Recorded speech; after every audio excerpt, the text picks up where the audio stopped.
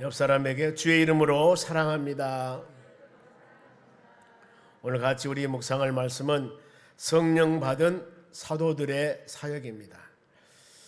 성령하면은 성하면은 거룩하다, 구별되다, 분리되다는 뜻입니다. 거룩하고 구별되고 분리하여서 신 하나님께 드려지는 것을 말합니다. 그런가 하면 영은 바람, 모든 것에 영향을 미친다는 의미가 있습니다. 기후나 건강이나 사람의 성격, 신체적, 영적, 지적인 부분까지도 미치는 거예요. 성령이라고 하는 것은 하나님의 영으로 모든 사람을 변화시키는 힘이 있습니다. 그리하여서 이 성령이 임하면은 많은 사람에게 나타나는 현상은 사도행전 1장 8절 말씀과 같이 부활 승천함 예수님께서 말씀하셨습니다. 성령이 임하면은 그 다음에 권능이 나타나게 된다. 권능이라고 하는 것은 할 수 있는 자신감, 능력을 말합니다. 그래 믿음의 사람들이 저 사람은 도저히 환경과 여건에 저렇게 담대할 수가 없는데 입에서 담대한 얘기가 나오거든요. 할 수 있습니다. 합니다. 이런 바로 우리 고백이 나오는 것은 내 의지 내 뜻이 아니라 하나님의 성령께서 마음에 그런 권능과 힘을 주시기 때문입니다. 그리고 이 하나님의 성령의 역사가 우리에게 임하면은 권능뿐만 아니라 사모하는 마음도 주시는 겁니다. 하고 싶어하는 마음들. 그래 하나님의 성령이 임하면은 믿음의 자녀들이 죄전에서 열심히 헌신하며 봉사하고 싶은 마음들이 막 마음에 생기는 겁니다. 본문에는 베드로와 요한이 성령의 능력으로 성전에서 미문화 부결자를 치료합니다. 미문은 아름답게 화려한 것이라는 의미가 있습니다. 베드로가 누군가? 갈릴리 해변에 사는 어부입니다. 결혼은 했고 부자가 아니었습니다. 사도행전 4장 13절 말씀 보면은 학문이 없는 자, 별로 많이 배우지를 못했습니다. 이 바울 사도는 가말리엘 문화생이라고 해서 최고 학부에서 최고 공부를 한 사람입니다. 그러나 베드로는 그런 사람이 아니었어요. 그런데 하나님께서는 고린도전서 1장 27절 말씀과 같이 연약하고 나약하고 무식한 자라 할지라도 힘있고 능력있고 지혜로운 사람을 부끄럽게 하는 것이 바로 하나님의 능력입니다. 그래 우리 믿음의 자녀들이 그 하나님의 손에 붙잡히면은 이런 권세와 능력으로 모든 일을 할 수가 있는 것입니다. 그래서 베드로는 예수님이 바로 3년 반 훈련을 받았으며 예수님 12제자 중에 수제자였습니다. 그러나 3번 부인했고 그런데 그 베드로가 성령의 능력을 받고 난 후에 담대하게 놀라운 역사가 납니다. 우리 모두 믿음의 사람들 여러분도 동일합니다. 하나님의 성령이 내게 충만하면은 나타나는 현상이 사람이 변하게 돼요. 내 중심적인 신앙이 하나님의 영광을 위해 신앙으로 바꿔집니다. 불평불만했던 사람들이 그 입술에 감사란 단어가 나와요. 얼굴색 보면 뭔가 모르게 변합니다. 좋은 일이나 힘든 일이나 모든 일 그걸 바라보며 춤추고 원망불평하는 것들이 아니라 역사, 뒤에서 역사하신 하나님께서 좋은 일이나 어려운 일을 다 인도하고 간섭하고 계심을 믿기 때문에 우리 흔들리지 않는 신앙생활에 나갈 수 있는 힘을 주시는 겁니다. 그리하여서 성령의 사람들의 신앙은 말로만이 아니라 행한 신앙을 갖게 됩니다. 아멘. 나면하며 실천하는 신앙으로 변하게 되는 것입니다. 야고보서 1장 17절 보면은 이와 같이 행함이 없는 믿음은 그 자체가 죽은 것이라. 우리가 하나님 말씀을 무수히 듣습니다. 많이 듣는 것, 믿음은 들으면서 나기 때문에 중요합니다. 그러나 한마디 한마디 말씀이라도 확실히 우리 그 말씀 붙잡고 마음으로 바로 새겨서 그것을 내게 주는 하나님의 음성, 생명의 양식으로 마음에 새기셔야 됩니다. 그리하여서 온갖 우리에게 다가오는 수많은 일이 있지만 그 말씀을 꼭 붙잡고 믿음으로 나아갈 때 여기에서 능력과 힘이 나타나게 되는 것입니다. 성령의 사람들은 솔선수범하고 모든 일들을 먼저 하는 그런 믿음의 삶을 살아가는 겁니다. 여러분 오늘 이 시간 하나님 말씀 들으면서 우리 강례상 뒤에 있는 바로 프랑카드와 같이 하나님의 능력을 경험하는 시간이 되셔야 됩니다. 이 말씀 꼭 묵상하면서 이 강례상 부분에 앞에 붙여져 있는 선구가 있습니다. 내가 그 속에 그에게 바로 새 영을 주리라. 하나님께서 2024년도 한 해 여러분에게 새 영을 주신다고 약속하셨습니다. 그럼 어때요? 그 음성을, 그 마음을 열고 그 음성을 여러분 마음에 새기셔야 됩니다. 이랬을 때 나타나는 열매가 하나님의 능력을 체험하는, 하나님의 능력을 경험하는 시간이 될 줄로 믿습니다. 여러분, 예배 드리면서 제일 먼저 교회 와서 묵상하기 전에 좌우 중심을 꼭 보시기 바랍니다. 하나님, 오늘 귀한 발걸음을 가지고 하나님의 전에 왔습니다. 이제 이 하나님의 말씀을 통하여서 하나님의 능력을 경험하는 귀한 시간 되기를 원합니다. 하나님의 성령께서 역사하십니다. 여러분들이 마음의 문을 열으셔야 돼요. 말씀 한마디 한마디가 선포될 때 이것을 판단하고 이것을 분석하고, 이것이 아니라 지금 선포되는 말씀은 판단 분석할 것이 없습니다. 왜요? 하나님의 말씀이기 때문에. 어찌 인간이, 피조물이 창조주 하나님의 말씀을 판단하고 분석합니까? 할 수가 없는 것입니다. 안면으로 받았을 때 여기에서 놀라운 하나님의 역사와 능력이 나타날 줄로 믿습니다. 본문은 지금 성령 받은 사도들, 특히 바로 베드로와 요한, 이 사도들이 사역하는 장면입니다만, 성령 받은 믿음의 자녀들, 이 사도들이 바로 찾는 곳이 어느 곳이었을까? 본문의 1절 말씀 봅니다. 제9시 기도 시간에 베드로와 요한이 어디를 찾았습니까? 성전에 올라갈새 그랬습니다. 여기서 그러면 하나님의 성전에 베드로와 요한이 뭐로 갔을까? 기도하러 갔다 그 말입니다. 기도는 하나님과 영적인 대화요, 기도는 영적인 호흡이요, 기도는 모든 신앙생활의 바로 기초입니다. 활력소입니다. 능력을 나타내게 되는 바로 이 원기소와 부족이 동이라는 것입니다. 여러분들이 기도하면은 말씀의 역사합니다. 기도하면은 성령에 충만합니다. 기도하면은 신앙의 색깔이 달라집니다. 보여지는 세상이 달라져요. 이렇게 기도가 너무너무 중요한 것입니다. 그래서 이들 보면은 제9시라고 했기 때문에 예배 이 시간을 정해서 기도를 합니다. 제9시 유대 시간으로 3시, 6시, 9시인데 우리 시간으로서는 오전 9시, 그 다음에 12시, 오후 3시 이렇게 하루에 3번씩 시간을 정해서 기도합니다. 시간 정해서 기도하는 사람 또 있죠. 다니엘서 봅니다. 다니엘이라는 사람은 메대 다리오 왕 때의 사람입니다. 바로 나라에서 금령을 내립니다. 나라에서 법을 제정해요. 30일간 누구든지 왕위의 다른 신에게 절하는 사람은 사자굴에 늘 던진다 그랬습니다. 다니엘이 누굽니까?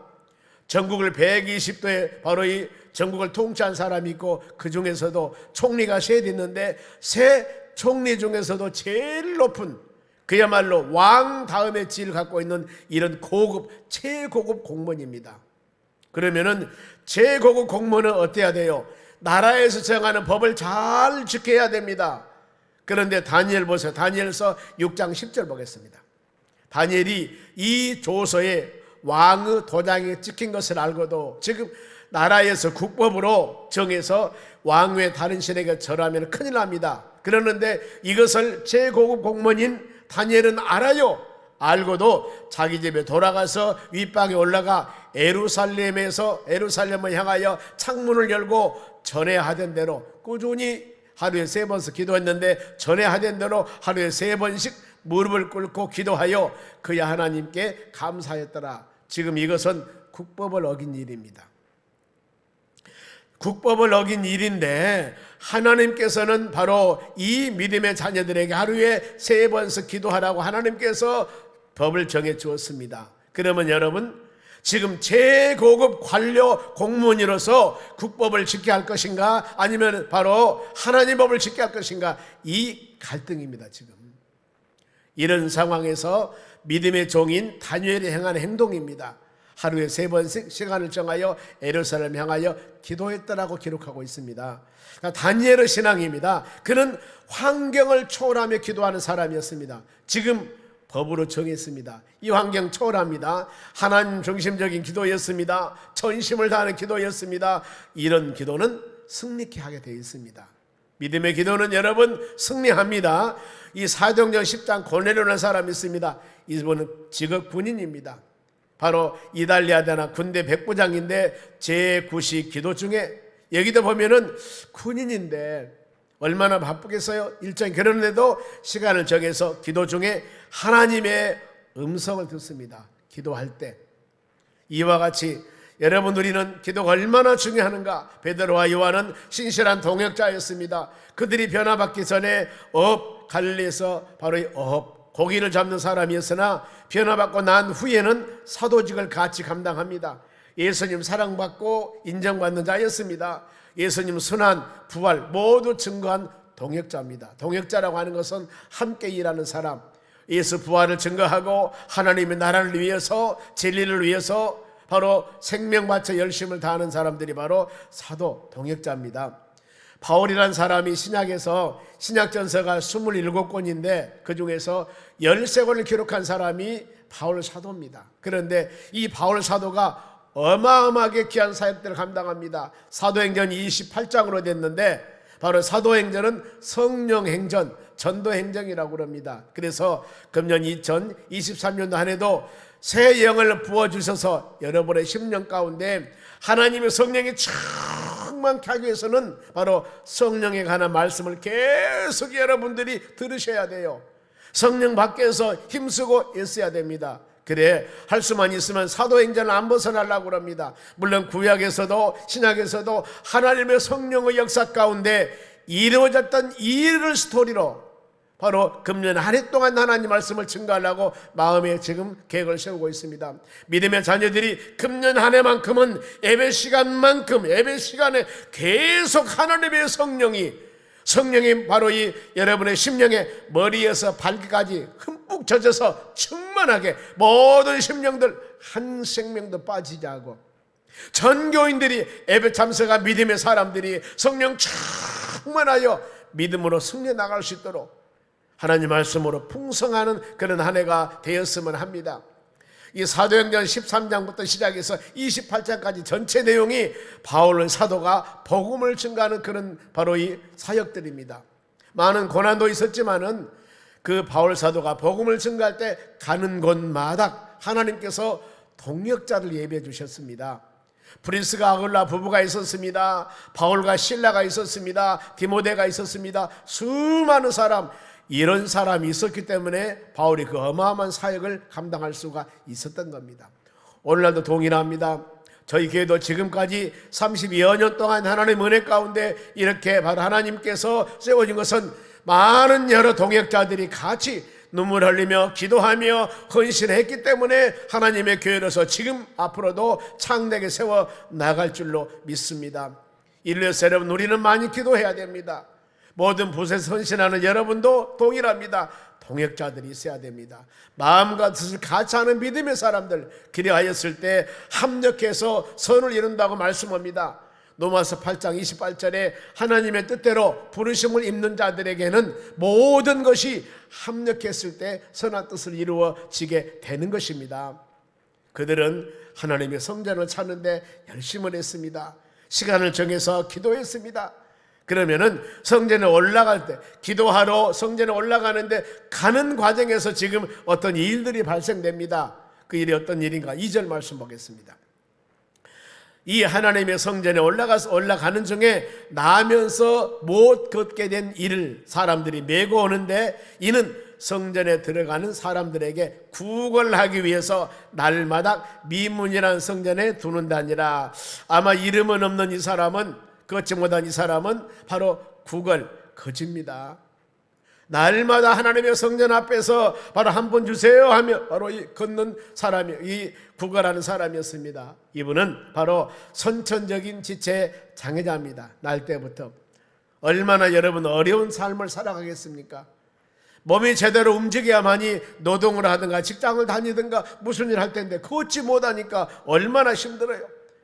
이분은 남을 의지하며 살 수 없는 사람입니다. 그런데 이가 성전에 오면 예배를 드리러 옴이 아니고 구걸하러, 즉 육신적인 것을 만족하기 위해서, 육신적인 물질을 구하기 위해서 바로 기회를 찾기 위해서 성전을 찾는 사람이었습니다. 그러면은 이 못 걷는 자들의 한 행동, 이 지금 나을 때부터 구걸한 이 사람이 무슨 행동을 했을까? 3절 보세요.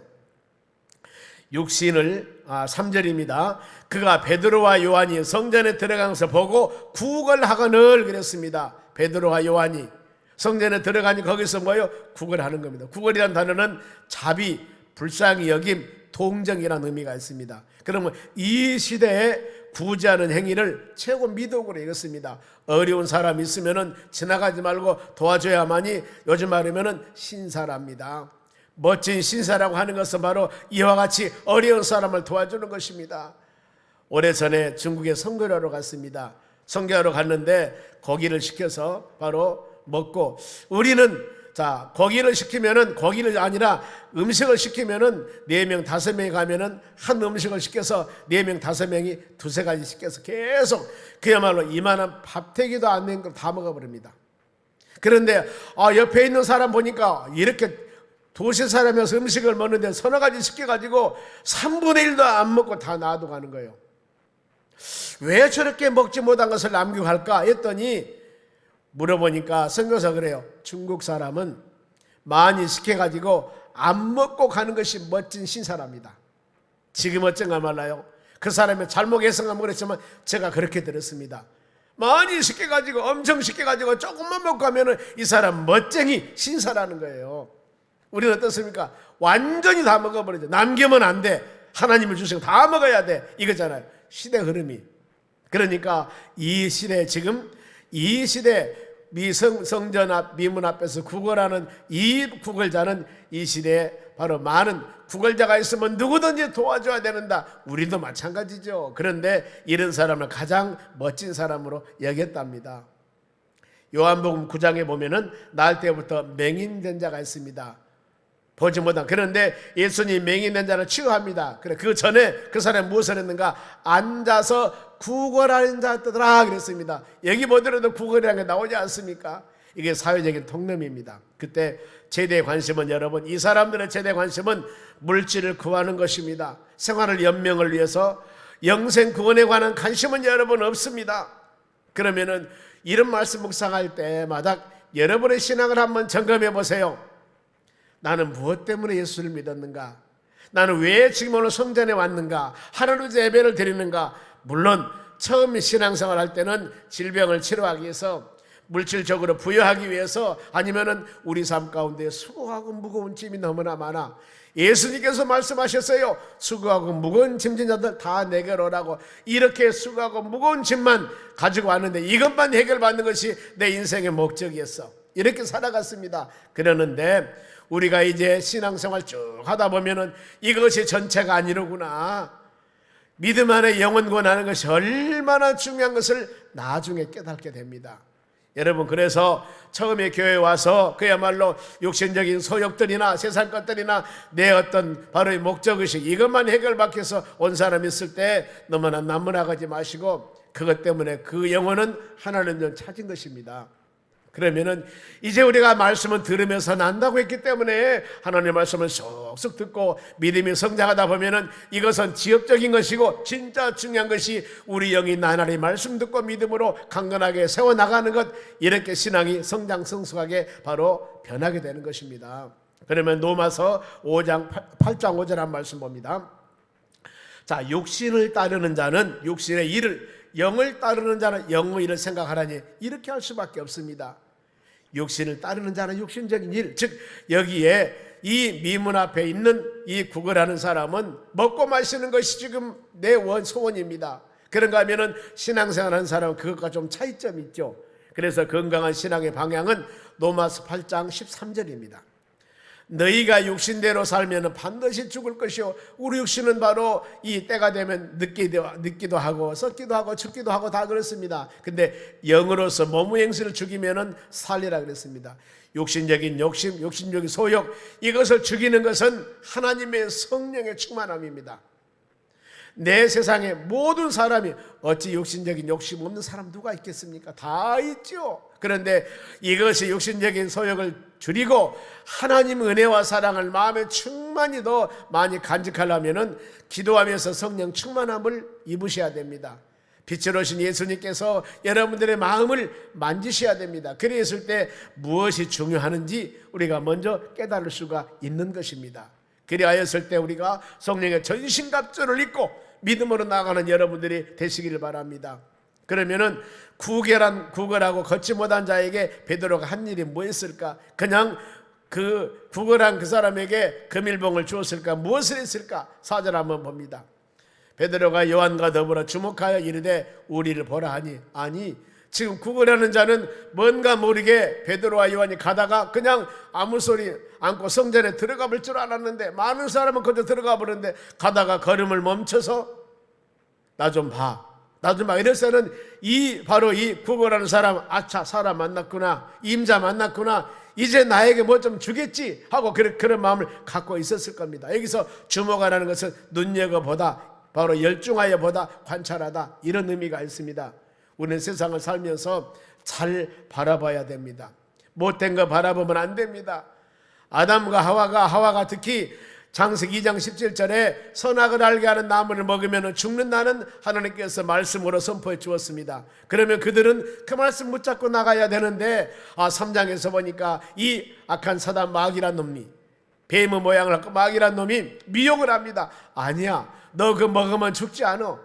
눈이 밝아져서 하나님과 똑같이 된다는 미혹을 받습니다. 이렇게 미혹받고 난 후에 눈의 색깔이 변해버립니다. 전에는 선악과 저거 먹으면 안 된다는 그런 마음을 갖고 있었는데 미혹을 받고 나니까 보암직다고 먹음직다고 탐스럽게 변해버린 겁니다. 이렇게 사람이 안 봤으면 될 텐데, 이 다윗이 모욕하는 바세바란 여인을 보게 됩니다. 그런데 어때요? 탐욕이 생깁니다. 7계명을 바로 어기게 됩니다. 탐욕은 멸망과 타락과 저주 길로 인도하는 것입니다.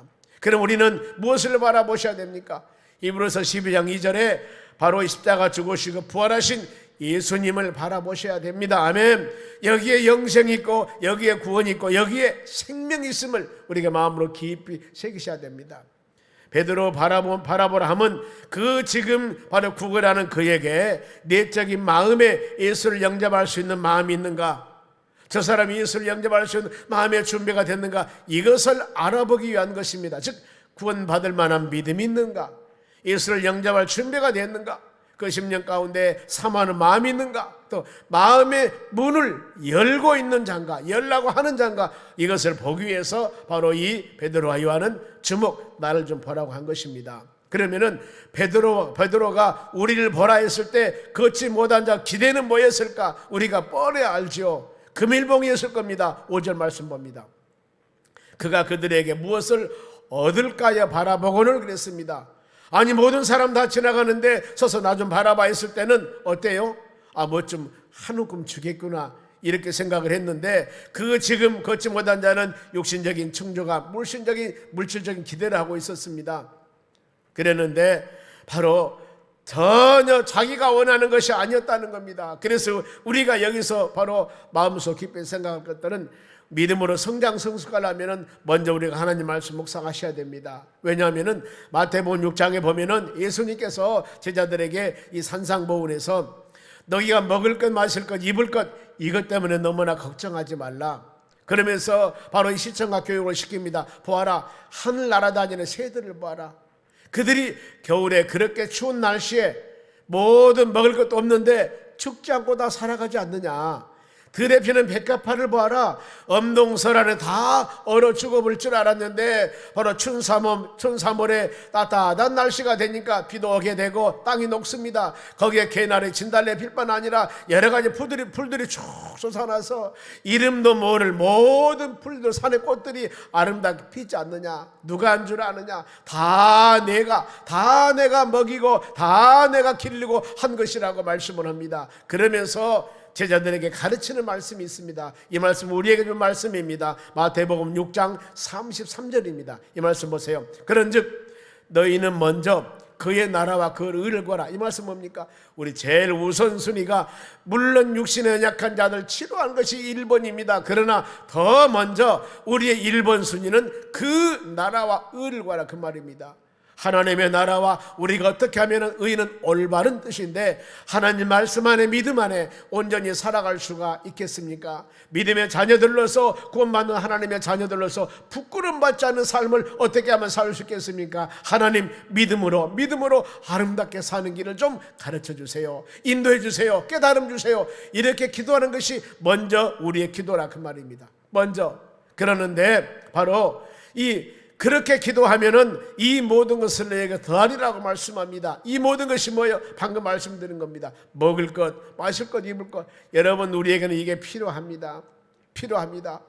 일용할 양식 필요해요. 먹을 것, 마실 입을 것, 이거 없으면 안 되지 않습니까? 주기도문에도 그렇지 않습니까? 제일 먼저 하나님과 관계 기도뿐만 아니라 인간 관계에서 제일 먼저 할 기도가 뭡니까? 우리에게 일용할 양식을 주옵시고. 여러분 이렇게 기도하지 않습니까? 죄 지은 자를 사해 주고 우리를 시험에 들게 하지 말고 오직 우리의 모든 삶이 하나님의 영광을 위해 살아가기를 원합니다. 이게 여러분 인간관계에서 기도하는 우리의 기도 제목입니다. 일용할 양식, 이게 없으면 믿음의 자녀들이 세상의 빛이 되고 세상의 소금이 되라 했는데, 일용할 양식이 없어서 손 벌리며 여기저기 다니면서 꾸어 다니면은 어떻게 했습니까? 일용할 양식이 부족해서, 그러면은 바로 하나님의 영광 돌림이 아니라 하나님의 영광 가릴 수가 있습니다. 믿음의 사람이 저렇다니 우리는 끊임없이 기도해야 됩니다. 하나님께서는 여러분들에게 일용할 양식 줍니다. 그러나 먼저 우리 믿음의 자녀들이 기도하며 간구해야 할 것이 바로 그 나라와 의를 구하는 여러분이 되셔야 돼요. 하나님, 성장 성숙된 믿음을 갖기를 원합니다. 말씀 들을 때마다 그 말씀이 나에게 생명의 양식으로 심령에 새겨져서 아멘 아멘 하고 받을 때 쑥쑥 내 신앙이 성장할 수 있는 그런 믿음을 주시라고 여러분들이 간절히 간구하셔야 됩니다. 이랬을 때 베드로가 걷지 못한 자에게 준 것이 있습니다. 무엇을 주었을까? 6절 말씀 보세요.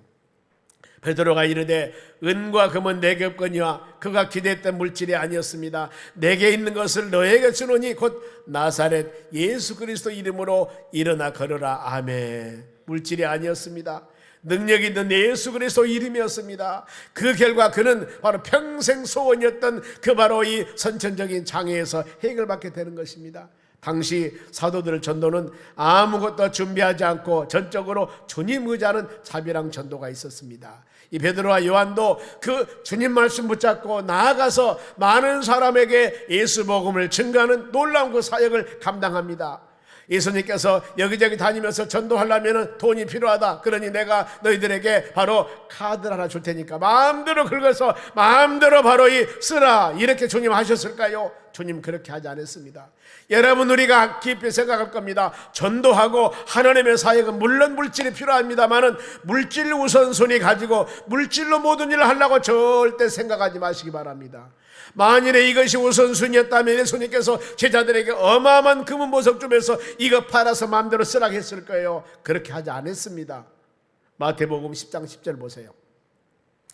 여행을 위하여, 전도 여행입니다. 배낭이나 두벌 옷이나 신이나 지팡이를 가지지 말라고 그랬습니다. 복음 전도를 갈 때 맨몸으로 가자는 거예요. 이는 일꾼이 자기의 먹을 것을 받는 것이 마땅함이라 그랬습니다. 복음 전도하며 가면서 모든 것이 풍부하면 기도하지 않습니다. 이제 아무것도 없습니다. 나 점심 우리 같으면 먹을 일용할 양식 없기 때문에 어떻게 했습니까? 기도하겠죠. 하나님, 저녁에 잠잘 자리가 없습니다. 저녁에 먹을 거리도 없습니다. 주여, 이렇게 전도하는 우리에게 저녁에 잠잘 자리 제공할 가정을 좀 찾아주시옵소서. 물질도 주시옵소서. 이렇게 기도할 때 하나님이 역사하사 그 길을 예비해 주실 줄 믿습니다. 이와 같이 모든 일을 행할 때 내 방법, 내 뜻이 아니라 전적으로 하나님을 의지하는 믿음으로 모든 일을 행하는 것을 예수님은 지금 가르쳐주고 있습니다. 여러분, 우리의 삶은 처음부터 끝까지 전적으로 하나님을 의지하는 믿음의 삶을 살아가야 되는 것입니다. 십자가 죽으시고 3일 만에 부활하신 예수님께서 바로 제자들을 찾아갑니다. 부활한 예수님이 제자를 찾아가서 너희는 온 천하에 다니면서 만민에게 복음을 증거하라는 사명을 줍니다. 그러면서 너희들이 복음 증거로 나아갈 때 믿는 자들에게는 내가 이런 능력을 줄 것이다. 귀신을 쫓아내며 새 방언을 말하며 뱀을 집으며 무슨 독을 마실지라도 내가 해를 받지 않게 할 것이며 병든 자에게 손 얹은 즉 나음을 얻게 하리라. 이 놀라운 예수 그리스도 능력을 제자들에게 주었습니다. 베드로는 은과 힘이 내게 없다고 했습니다. 물질 희망을 단념해라. 이는 영원하지 못하다는 것입니다. 일용할 양식에 불과하다는 것입니다. 오히려 많은 물질 때문에 신앙이 타락하고 주님을 등지게 되고 이런 사례들이 있을 수도 있습니다. 구하는 자에게 그에게 필요한 것은 영원한 생명인 예수 그리스도였습니다. 요한복음 4장 14절에 내가 주는 물을 마시는 자는 영원히 목마르지 아니하리라 했습니다. 여러분, 이 물을 마시기 바랍니다. 아무리 맛있는 커피, 음료를 할지라도 그 물을 마시고 시간이 지나고 날이 지나면 또 갈증이 생깁니다. 하나님의 성령의 영인 하나님의 말씀이 내 심령에 채워질 때 갈급한 마음이 아니라 풍성한 마음으로 살아갈 수 있는 은혜를 주신다는 겁니다. 우리 모든 믿음의 사람들이 여러분의 영을 치료하는 것은 바로 나사렛 예수 그리스도 이름임을 믿으시기 바랍니다. 이 이름에 의해서 일어서고 치유받고 회복하고 이런 역사가 일어나는 것입니다. 여기서 나사렛 예수 그리스도 이름으로 일어나라 하는 것은 유대인을 박해했던 나사렛에 사는 예수는 메시아 구세주다 그 말입니다. 이것을 더 강하게 밝힌 의미가 있습니다. 그는 마음의 소원을 이루었습니다. 평생 바로 두 발로 걷지 못했는데 두 발로 걷는 놀라운 역사가 일어났습니다. 이것이 자신의 힘이 아닙니다. 하나님의 능력이었습니다. 사망 권세를 이기는 예수 그리스도 능력이었습니다. 그러면은 걷지 못한 자가 치유하는 과정 어떻게 치료했을까? 바로 베드로가 7절 말씀합니다. 오른손을 잡아 일으키니 발과 발목이 힘을 얻었고, 이 사도행전을 기록한 사람이 누가입니다. 누가복음을 기록했고 그 다음에 사도행전을 기록한 사람 누가예요. 그래서 누가는 직업이 뭐냐면은 의사입니다. 의사이기 때문에 지금 베드로가 행하는 그 모습을 누가 의사 눈으로 봤을 때 손을 잡으니까 발과 목이 힘이 생기고 일어섰더라. 아마 이 의사가 아니었더라면 손을 잡으니 일어섰더라 이랬을 거예요. 그런데 상사 기록해 놓은 것입니다. 바로 여기에서 의미하는 것은 그가 고침을 받고자 하는 마음의 의지가 있었다는 겁니다. 그래서 나를 주목하라고 그랬습니다. 원하는 자들에게, 필요하는 자들에게 하나님은 모든 응답을 해주심을 꼭 믿으시기 바랍니다. 하나님, 내가 이거 필요합니다. 이거 주면은 하나님의 영광을 위해서 아름답게 쓰기를 원합니다. 갈급한 마음이 있어야 됩니다. 그러면은 아주 중요한 말씀입니다. 걷지 못한 자가 문제를 해결했습니다. 걸었습니다. 이제 어떻게 될까요? 8절 말씀 봅니다.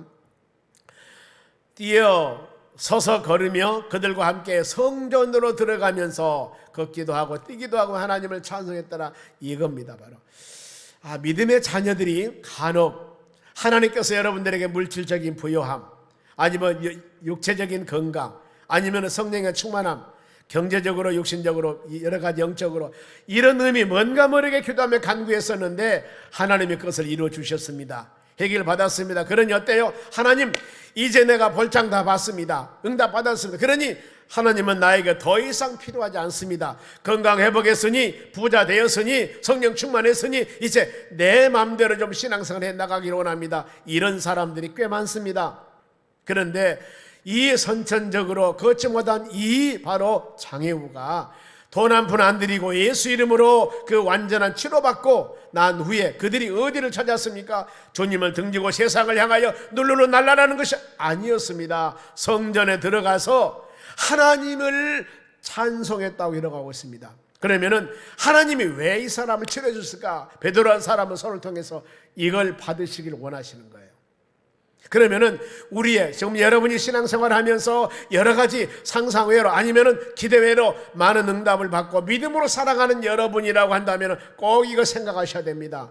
그런데 간혹 보다가 문제 해결받고 바로 예수님, 내가 이제 그동안 뭐 때문에 못했으니까 다 내일 좀 하고 돌아와서 나 예수님 떠난다는 것이 아닙니다. 올 거예요. 오는데 다음에 내가 오겠습니다. 이런 사람들 바로 이런 말씀 듣고 회개하셔야 됩니다.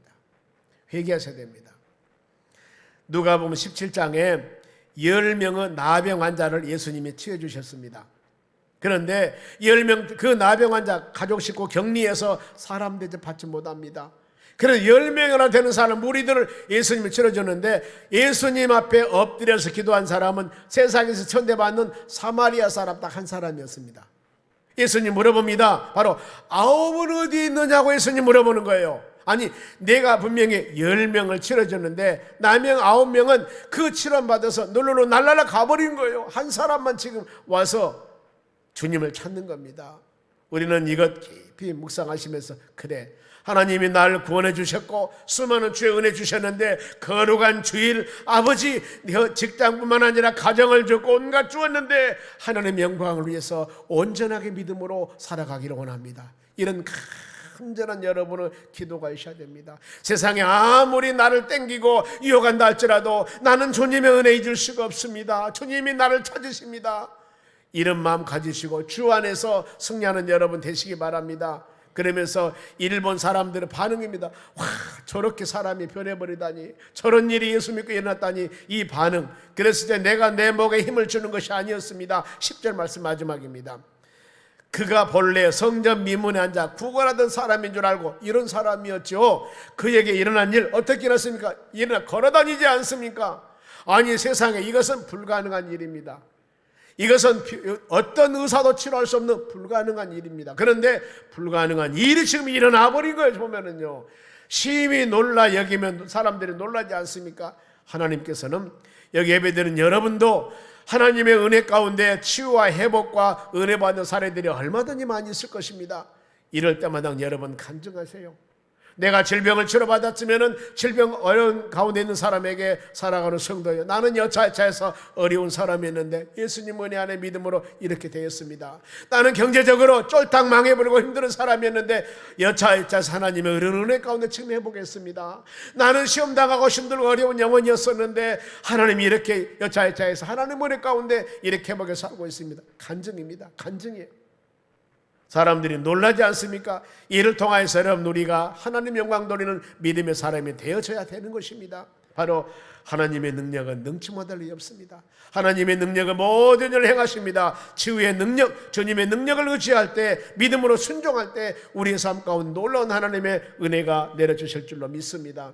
바로 새 영을 우리에게 주신다고 약속하신 하나님, 바로 이 미문 앞에서 이 구걸하던 이 영혼도 예수 그리스도 이름을 통하여 놀라운 삶이 변하듯이 우리는 성령의 사람들입니다. 여러분, 우리 하나님의 자녀들입니다. 우리의 삶 가운데도 그때 역사했던 하나님은 지금도 같이 역사하십니다. 그때 역사한 성령님은 지금도 성령님 똑같이 역사하십니다. 오늘도 동일하게 우리에게 아버지 하나님 성령의 하나님의 능력을 우리가 경험하는 시간 되기를 원합니다. 바로 이 구걸하는 바로 이 사람에게 만나서 예수님 놀라운 역사 행하셨듯이 우리에게도 동일한 역사 이루어주셔서 할렐루야 아멘하며 하나님을 영화롭게 하며 주님 기쁘게 하는 믿음의 사람이 되겠습니다. 성령 충만한 사람이 되겠습니다. 하나님의 능력을 체험하는 사람이 되게 하여 주시옵소서. 기도할 때 주님은 긍휼히 여기사 여러분의 심령 가운데 놀라운 사랑과 놀라운 은혜를 베풀어 주실 줄로 믿습니다. 기도하겠습니다. 하나님 감사드립니다. 매 순간순간마다 우리는 하나님의 은혜 가운데 성령의 역사 가운데 은혜를 경험하며 사는 믿음의 자녀들입니다.